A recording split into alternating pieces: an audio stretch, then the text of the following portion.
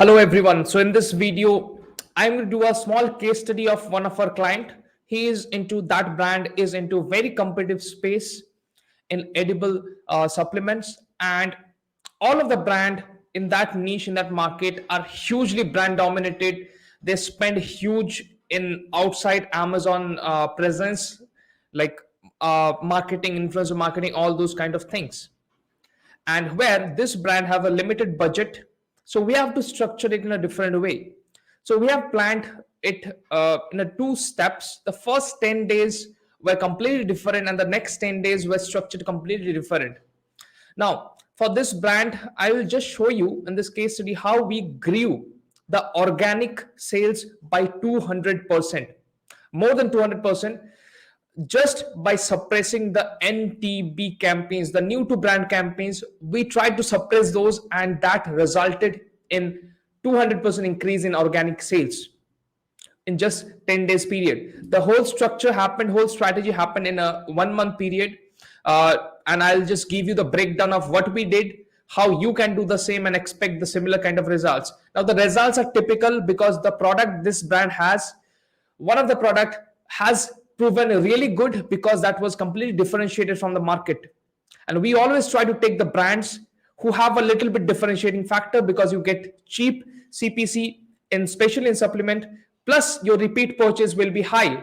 I'm sure you're looking for more repeat purchase. So let me just quickly dive into this video. So here you can see the results.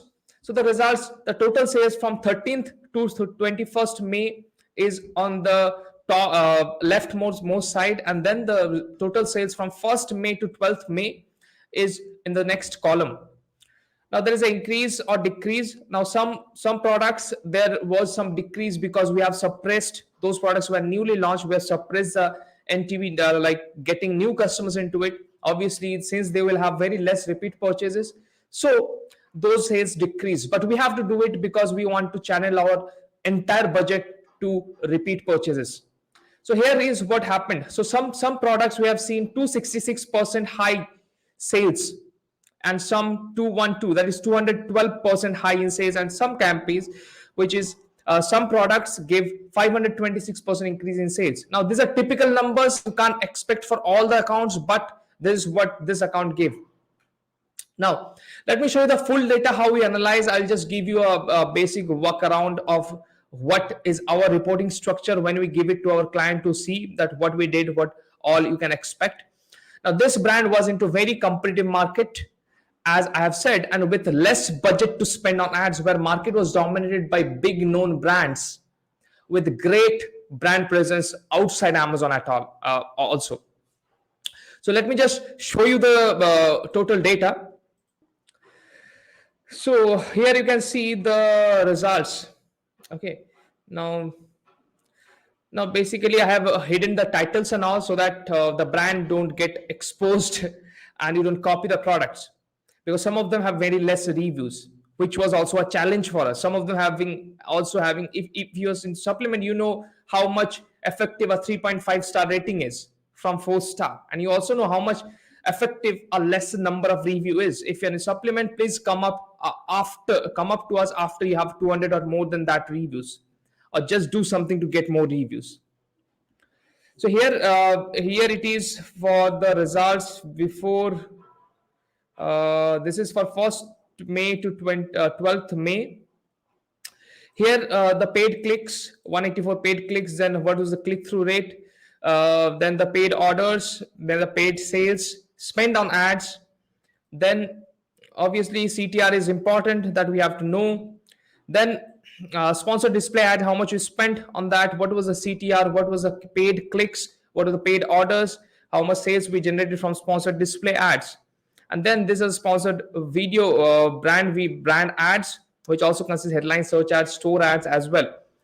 Now here you can see the CTR and the sales that was generated. Clicks, paid clicks were around 150, then 458 for different products. And here is the total sales that this total combined generated from all this different type of campaigns. The conversion rate is also written there. These are the unit station percentage that we have taken as conversion rate. For few of the products, the conversion rate was really good. This is a product where we got 512% increase in organic sales, where the conversion rate is 12%. Now, if you're in supplement, 12% is very high conversion rate. If you're into supplement, you are not doing any outside channel marketing, or you don't have a very good brand presence. Plus, you have a lesser rating, plus you have a lesser reviews. This is a very good number.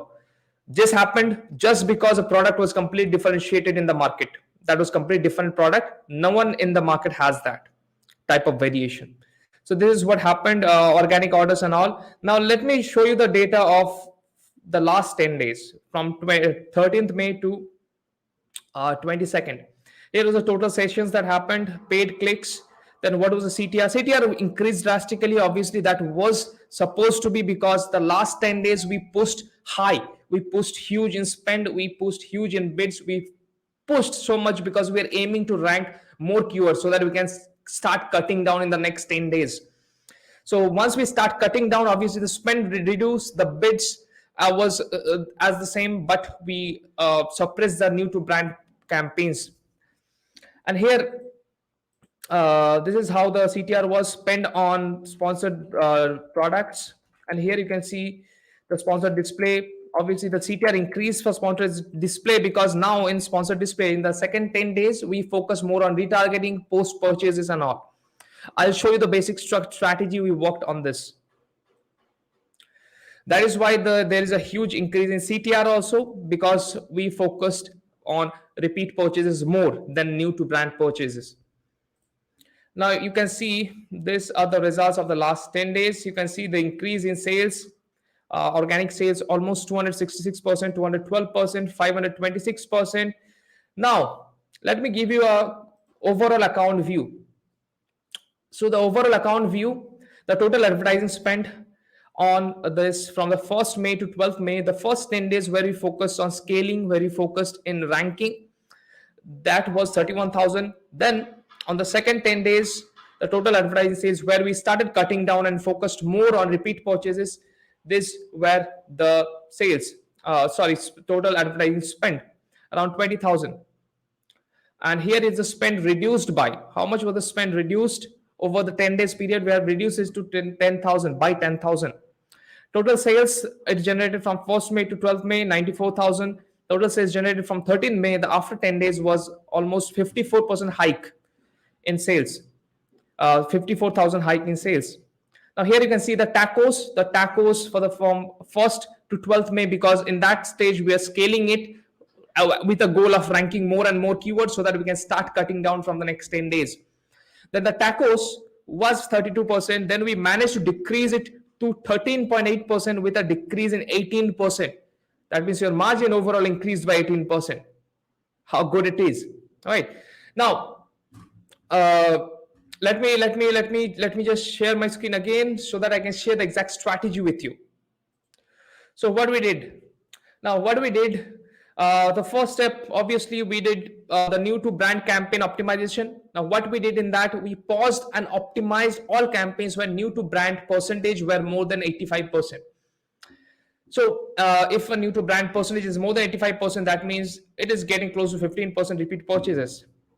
That is low. That is low. So we pause and optimize all the campaigns where the new to brand percentage is more than 85%. That means it is maximum customers that these campaigns are getting are new customers. They are not repeat purchase. They haven't bought from us before.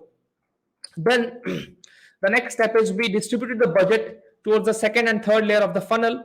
What it basically is, we ran high bids and high spend campaigns the first 10 days just to boost our organic rank so that we can optimize for the organic sales in the second 10 days. Now, how we did it, we stopped focusing on top cold keywords, which were meant for more harvesting and all. And we focus more on proven keywords and retargeting through display ads and past purchases. And also we have set offensive and defensive campaigns targeting our own products. Now, the next thing, the third step that we did is obviously omnipresent strategy. We avoided all category targeting, audience targeting, because those are really broad targeting types. And depending on the budget of this client, we cannot afford that. We try to dominate and take as much space as possible for proven keywords and our own product on market basket analysis. So we tried to dominate and take as much space as possible in obviously in those keywords where our product is ranked organically and which has proven sales for those keywords. Plus, we try to show all of our products in product targeting in our own products so that no other competitor can take our space. And we analyze that which product will be best for this particular strategy. We analyze that through brand analytics. You get those options, market basket analysis, and repeat purchase behavior from brand analytics that will help you to get this data, like which ASIN is you can push as a targeting for your own products.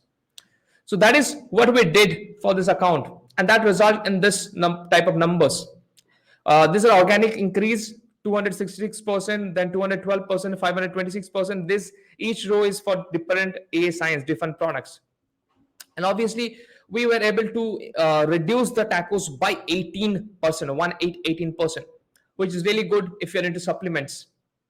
Now, that was a quick case study for you guys. I'll be coming up with more case studies. Now, let me know in the comment section if you want more of this type of strategies. Type in the chat section Amazon advertising. Then we will put more of this kind of strategies. Thank you so much for watching this video. I'll see you again in the next video.